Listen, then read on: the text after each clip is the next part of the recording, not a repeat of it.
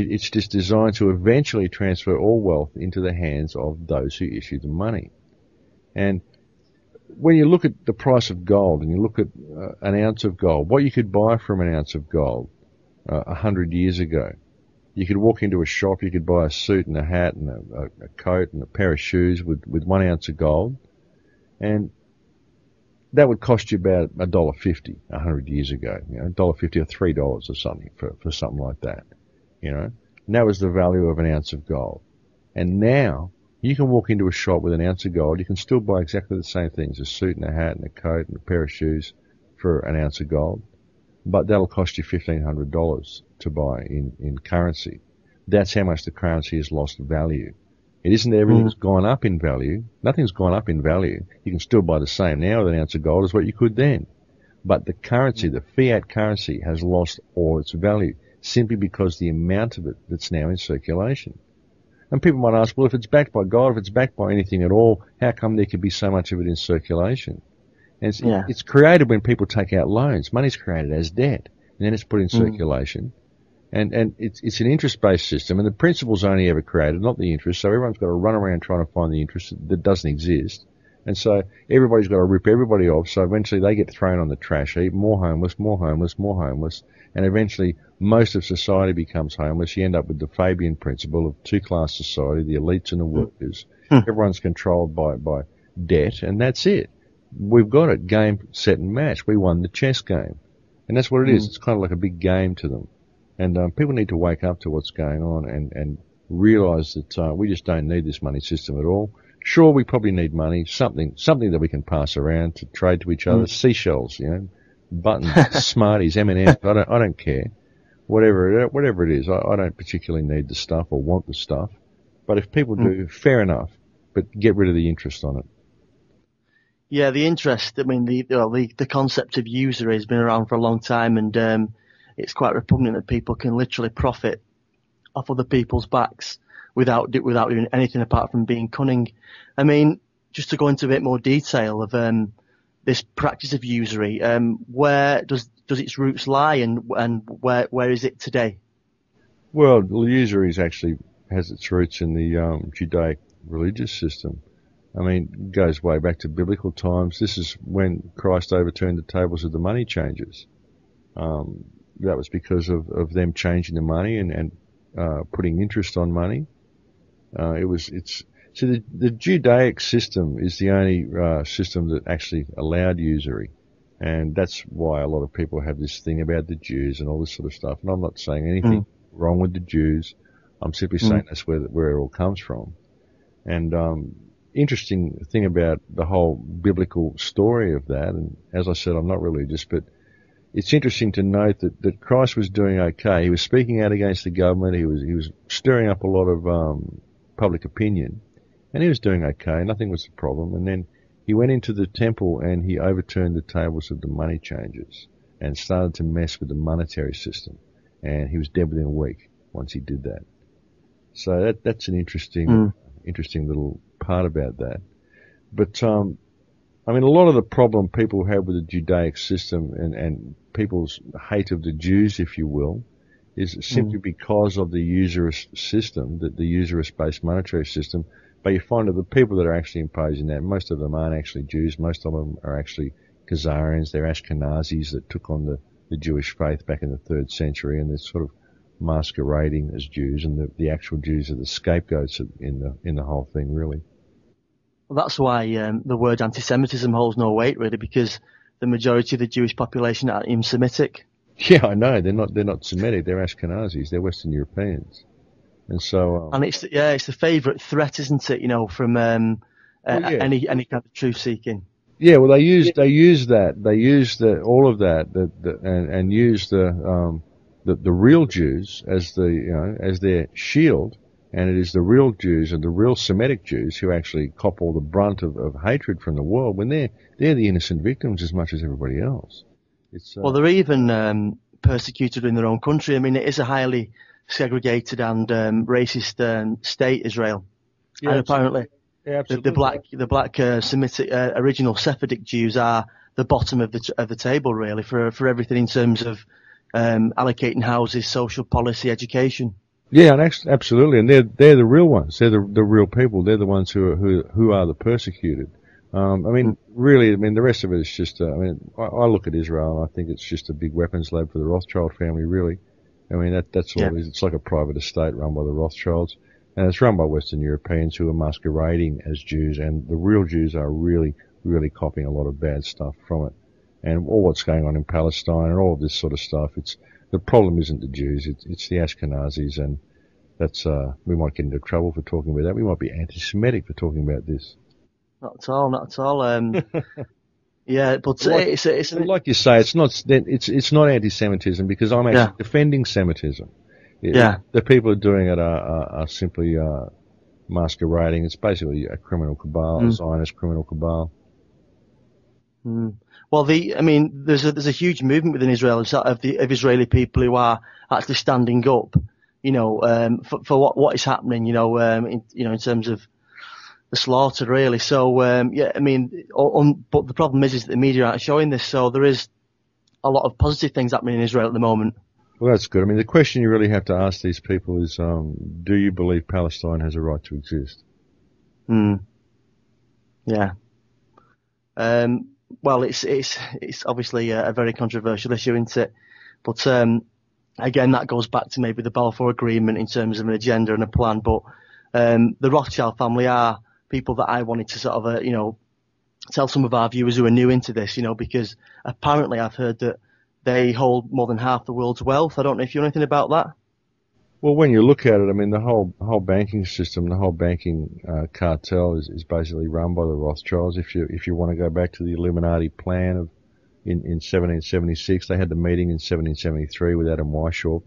That was Mayor Mm, Amschel Rothschild and the heads of 12 other families, and they got Weishaupt in and they formed the Illuminati basically, or the Bavarian Illuminati, and that was actually put into practice in 1776, the same year as the signing of the American Declaration of Independence. And it all goes back from there. And when you really look at America and you look at the whole system, it's all been puppeteered by banks the whole time. Every war mm, since the French Revolution has been puppeteered by banks, the whole lot. And war is money, and every country that has a central bank basically pays tribute to the Rothschild family. That's the way it mm, works. Every central bank in every country is a private bank, and it mm. lends money to the government at interest. The interest on that money is profit, of course. All interest is profit. And that profit goes straight into the coffers of families such as the Rothschild family. The Rothschilds have the main interest in all the world central banks. Very interesting when Bush declared his axis of evil back in 2002, I believe it was. He named 31 countries, and these happen to be every country in the world that doesn't have a central bank.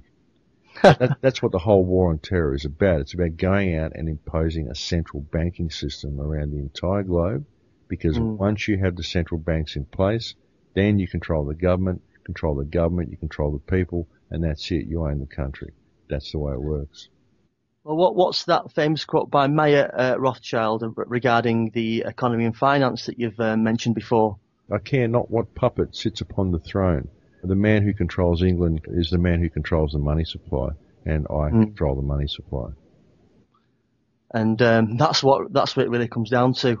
Um, so, in terms of moving on a bit more of a kind of a progressive route, talking about affirmation and how it kind of sits with this, peaceful rebellion and civil disobedience. What kind of affirmation how do you conceptualize affirmation in the first place? Well, like I said, I don't really use things like affirmations. Yeah. Okay. I have a knowing. I just know what Yeah. reality is. I Yeah. think that, I mean, you can affirm stuff, but again, I believe Yeah. you're looking at the left brain. Okay. You're Yeah. trying to convince yourself that this is the way it is. No, it Mm. is. That's the way it is. Know it. Mhm. You don't have to convince yourself of it. Just know that that's the way it is. And go there. Realize that. So you're speaking to the energy field around you all day. All day. Yeah. Every thought that you have, every emotion that you have, you are speaking to the energy field around you through your heart. And what your belief of reality is, and what your perception of those around you at any given second during the day, That's what you're charging the field with, that belief system, that knowing, that understanding. You know, and if you can be aware that you are speaking this language all the time, and that like there is a law of attraction, but it's more a law of mirroring. The field will mirror back to you what you give to the field. Okay, if you're in a state of unconditional love, the field will mirror that back to you. That's the reality you'll create for yourself. And if you've got to affirm things, you still don't know it. You know what I'm saying? You're trying to convince yourself of its reality. Just know it and go there. Know that you're speaking this language. So it's almost like not even trying. It's kind of just much more natural and being open. Well, the more you try, the harder it will be.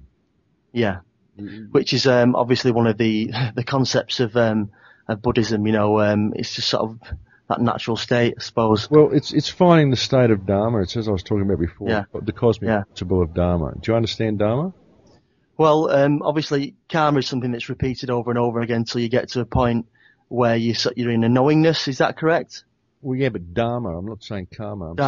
Dharma. So what is the difference between Dharma and karma then? Well, karma is obviously what goes around comes around. You know, you as I said, you mirror back to you. If you're a nasty person, if you're a rapist, you're going to go through a few lives, and you're going to have a pretty bad time in those next few lives. You know, because of all the damage that you've done. We do attract karma. Dharma is very different. Dharma is a cosmic principle. Dharma it's your true place in the cosmic process. If you can think of reality, think of the entire creation of reality as a cosmic machine, okay? Your Dharma is your true place in that cosmic machine, your true place in time, in awareness, in thought, your true place in space, your true place in deed and desire, okay? And you being in this true place, you know, whether you are in this true place or not, determines the harmonious function of the cosmic machine, okay? Yeah. And in order to be in that place, in order to fulfill your divine role in the cosmic machine, in the cosmic process, you need to operate within your Dharma. And operating within your Dharma, it means you follow the 4 rules of Dharma, and that is you need to do the right thing at the right time, in the right way, for the right reason. And if you do this, you obtain balance. And if you can establish this balance within yourself, then it ensures your welfare and it ensures the welfare of the society around you, and it opens up the path that you have prepared for yourself, that the divine has prepared for you, and that you have prepared for yourself. Now, in following the 4 rules of Dharma, doing the right thing in the right way at the right time for the right reason, people will say, well, what's right? How do I know what's right?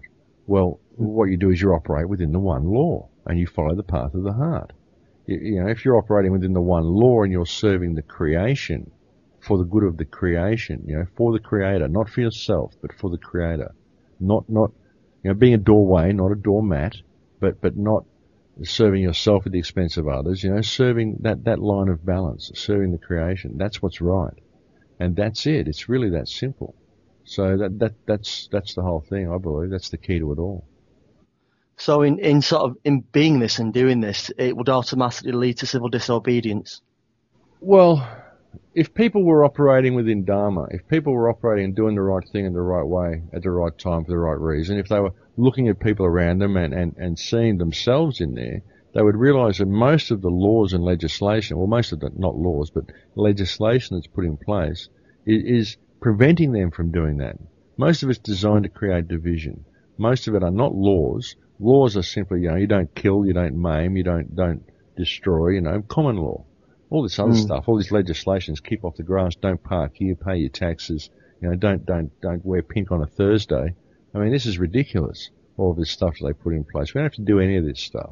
And if we start helping each other and simply stand up and say, no, we're not going to do this anymore, peaceful rebellion, you know, lawful, peaceful rebellion, simply no, we've realized that we, the people, are the nation, and we employ you as our administrative arm, and we want to do what's right from now on.